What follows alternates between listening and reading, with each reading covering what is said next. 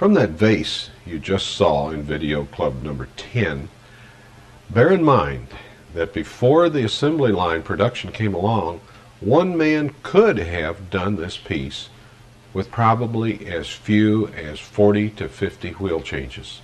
So you can see what an impact the assembly line had on the production of glass and why we have selected that as evolution number 1. Now by this time we're moving right along, and we're in the late 1880s, and by this point most all of the glass factories have electric power powering their cutting wheels, and we're trying to improve the production.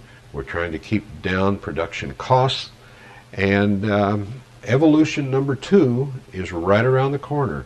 In 1896 approximately, a new type of mold is developed, and this mold has a dramatic impact on the future of the Brilliant Period.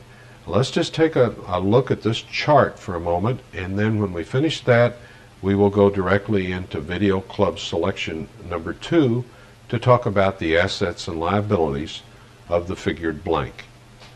Now, on the chart, here we see, here's the era that we're talking about, 1896 to 1899, evolution number 2, the figured blank.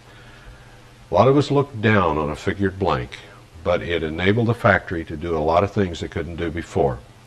There is far less waste. You remember the 30% of the glass that ends up on the floor?